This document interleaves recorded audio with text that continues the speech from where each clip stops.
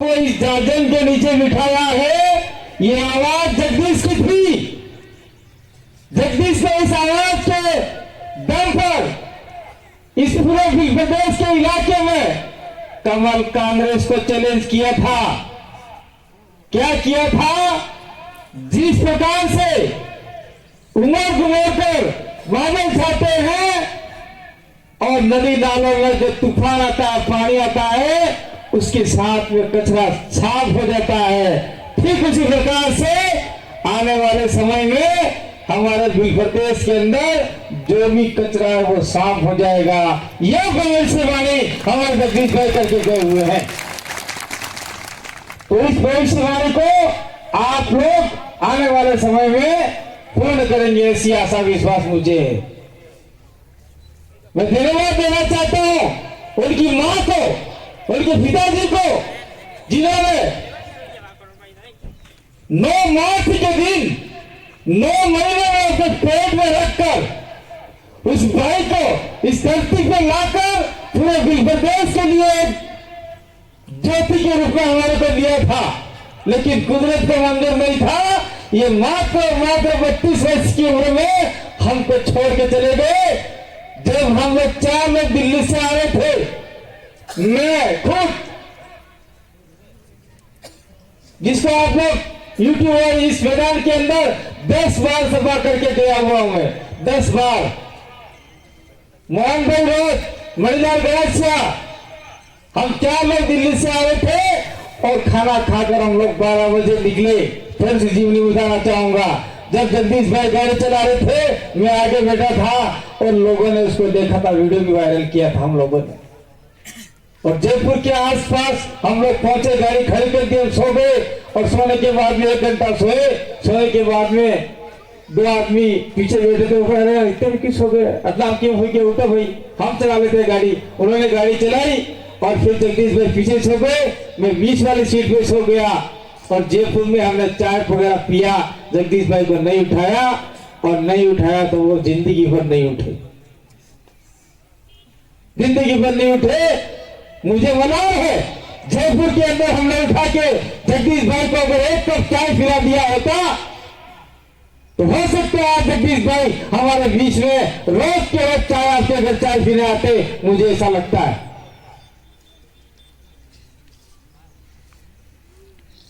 मैं धन्यवाद देना चाहता हूं हमारे बीच में बैठे हुए राजकुमार जी लोग, वो उस समय जयपुर में थे और तत्काल से मुख्यमंत्री को, सभी मंत्रियों को फोन कर दिया और मुझे मृत अवस्था में हॉस्पिटल में एडमिट करवाया।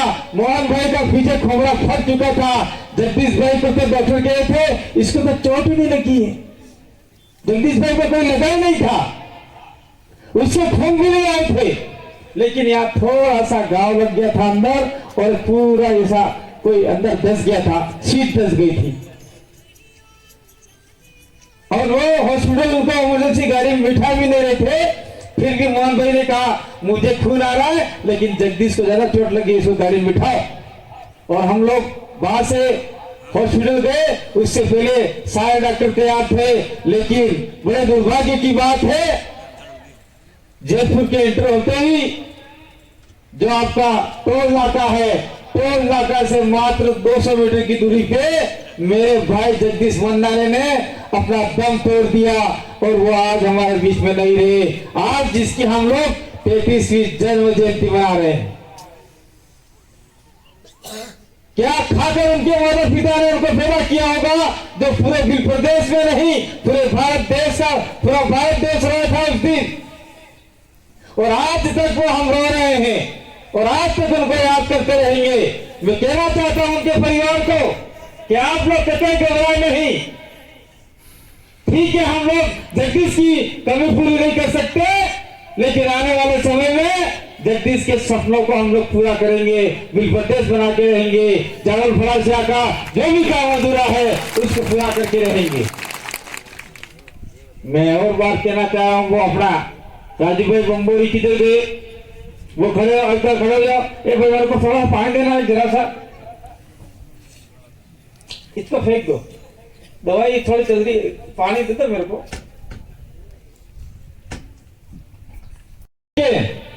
जहां पे डैम बन रहा है, जहां पे 14 पंचायतें एक साथ में प्रभावित हो रही है, जिसके लिए जगदीश और हमने 2 बार आयोजन किया निगरानी भाई, 2 बार हम लोग आए और हमने कहा उन गांव वालों को कि आप लोग जगदीश के साथ में कंधे से कंधा मिला के रहो, राजू भाई के साथ में कंधे से कंधा मिला के रहो।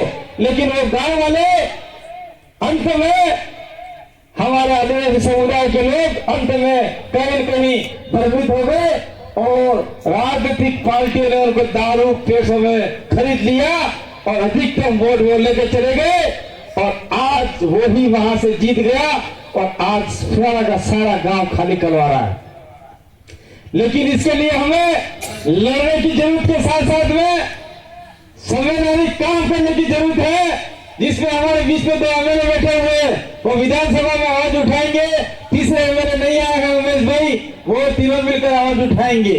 मैं तो ये कहना चाहता हूँ, ये हमारे जगदीश भाई का जन्म दिवस है, मैं तो ये कहना चाहता हूँ आप लोगों को, अगर आप लोगों ने ठान लिया ये कोई राजनीतिक कार्यक्रम नहीं है, जगदीश भाई के सपनों को पूरा करना है, तो उदयपुर की लोकसभा सीट पे आपको कब्जा करना होगा और जगदीश भाई के सपनों को संसद के अंदर उठाना होगा। मान लीजिए आपको जगदीश भाई के सपनों को पूरा करने के लिए उदयपुर की लोकसभा का सांसद आपने दिल्ली भेज दिया, तो आपको कोटला के अंदर जो डैम बन रहा है वो सारा डैम निरस्त करवा सकते हैं। ये इतनी पावर जगदीश भाई आपको देके गए हुए। उनके भाई जगदीश के भाई जो आपके दिनेश पांडे आपके बीच में बैठे हुए, दिनेश पांडे सारे कार्यक्रमों में क्या करते थे, छोटे माइक लेके बोलते नहीं थे, लेकिन आज दिनेश को भी हमने सिखा दिया। मैं आज मेरे बीच में मेरा भाई नहीं है, मैं कहना नहीं चाहता हूँ, ये मेरे बीच में खड़ा अमित, उनको भी कहना नहीं चाहता, आजाद बैठा हुआ मेरे बीच में, मैं कहना नहीं चाहता, लेकिन आज कह ही देता हूँ इस मौके पर, जगदीश भाई मन्नारे जो हमारे बीच में नहीं है, वो कहीं न कहीं मुझे अपना राजनीतिक गुरु मानते थे। अमित भी राजनीतिक गुरु मानता है, आपका ये आजाद भी राजनीतिक गुरु मानता है। मैं तो गुरु नहीं हूं, लेकिन मैंने उनको सिखाने का काम किया, बुलवाने का काम किया, सरकार और प्रशासन से कैसे बात करना है, कलेक्टर से कैसे बात करना है, ये सारे गुरु हमने सिखाए। और आज हम लोग डरने हैं क्योंकि हमारे बीच में आदमी नहीं होते हुए भी उसका कारवां आगे बढ़ रहा है।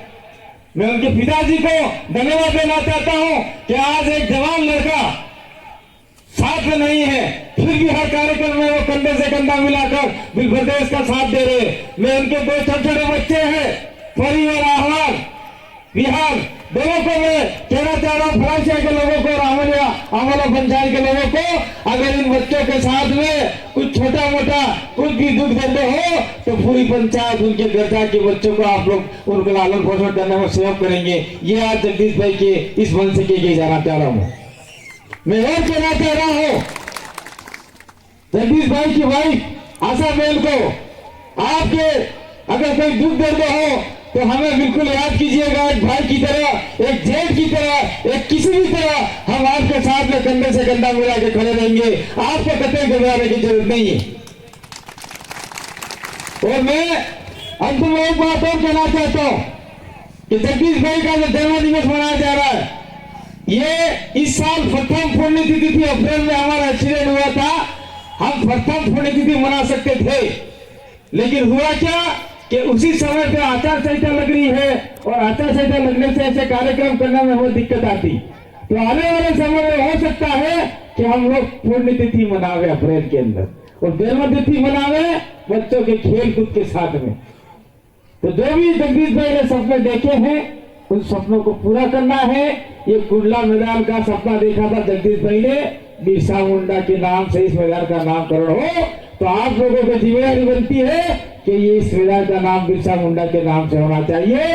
और मैं जितने भी लोग हैं उनको कहना चाहता हूँ कि जहाँ जहाँ तिराए चराए पड़ते हैं वहां अपने महापुरुषों के फोटो और स्टेच्यू का भी बोर्ड लगा रहे हैं, उसके साथ साथ में जगदीश भाई मन्नारे का भी बोर्ड लगा दीजिए, ताकि आने वाली पीढ़ी देखेगी कि यह आदमी कौन था, इसका क्यों लगाया स्टैच्यू, क्यों लगाया मूर्ति? तो लोग कहेंगे ये 5वीं अनुसूची के बारे में जानकारी देने वाला था, ये आदिवासियों को एक करने वाला था, ये हमारे हक अधिकारों को लड़ने के लिए लड़ाने वाला था, ये लड़ाकू आदमी था। ऐसी बात आने वाली पीढ़ी सीख पाएगी। ये आपको करना होगा, ये देखना होगा। और मैं हर बात कहता आया हूं, हमारा एक्सीडेंट हो गया था, मैं जैसे ही खाट से उठा, मुझे नहीं पता, मेरे जो बीच में बैठे हुए एमएलए साहब राजकुमार जी, उनको मैंने बहुत सारी लातें मारी होगी, क्योंकि जब एक्सीडेंट हो गया तो आदमी का भेजा खराब हो जाता है, पता ही नहीं पड़ा, तो हमसे अनकंसियस मैंने बहुत सारे लोगों को मार दिया। राजकुमार जी को भी बहुत सारी लातें लगी थी। लेकिन मैं आज फिर कहना चाह रहा हूं कि आपके साथ में अगर कोई शोषण अत्याचार अन्याय होगा तो कांतिभाई आदिवासी डूंगरपुर से चल के बीच में आपके बीच में आएगा, लेट ही सही लेकिन आएगा जरूर। आपके साथ में कोई शोषण अत्याचार अन्याय नहीं होने देगा, ये मैं वादा करके जाना चाहता हूं। और मैं कह के जाना चाह रहा हूं, कुछ लोग कहते हैं अब तो हो रही आदमी तेरा एक्सीडेंट है क्यों, तो देखा तो नहीं आके, अब मैं देखने भी लग गया हो, बोलने भी लग गया हो, इसलिए कहना चाहता हूं कि टाइगर अभी जिंदा है, टाइगर अभी जिंदा है। और जो लोग हमारे लोगों को तोड़ रहे हैं, मरोड़ रहे हैं, तड़पा रहे हैं, और जो लोग हमारे बच्चों को जल जमीन को लूट रहे हैं, उनके लिए मैं एक ही संदेश देना चाहता हूं, आप लोग सुधर जाइए, नहीं तो हम लोग तोड़ने पे मजबूर हो जाएंगे। तो आप लोगों को जब तक जोड़ेंगे नहीं तब तक छोड़ेंगे नहीं, और जब तक तोड़ेंगे नहीं तब तक छोड़ेंगे नहीं। इसी आशा विश्वास के साथ में मैं पूरे जगदीश भाई के परिवार को बहुत बहुत धन्यवाद देना चाहता हूँ, उनके माता पिता को धन्यवाद देना चाहता हूँ कि आपने एक ऐसे पुत्र को जन्म दिया जो आने वाली पीढ़ी जिसको याद करेगी। और मैं उनके परिवार को भी कहना चाहता हूँ कि अपने पप्पा के नक्शे कदम पर चलिएगा, और आने वाले समय में निश्चित रूप से जगदीश भाई का नाम रोशन होगा। बहुत बहुत धन्यवाद, आभार, जय जोहार, जय आदिवासी, जय गुरु प्रदेश। इसी के साथ में एक बात मैं और कहना भूल गया, ये जो आपका हमारा एक कैलेंडर अपने गुरु प्रदेश आदिवासी परिवार का बनाया हुआ है, कोई साथी लेके आया हुआ है, तो ये जो कैलेंडर है जो भगवती ने बनाया है, इसमें कोई राजनीतिक नहीं है, पूरा गुरु प्रदेश का कैलेंडर है। और आने वाले समय में इसी कैलेंडर के अंदर हम लोग जो दिल्ली से आ रहे थे और हमारा जो एक्सीडेंट हुआ वो अब की बार हम भूल गए हैं।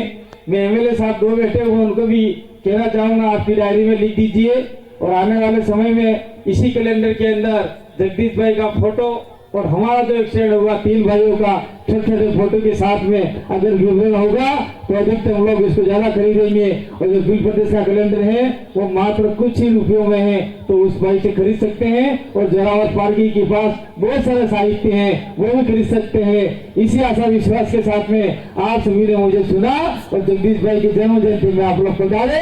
आप सभी को आभार, जोहार, धन्यवाद, जय आदिवासी। बोलिए वरना जगदीश भाई की धन्यवाद।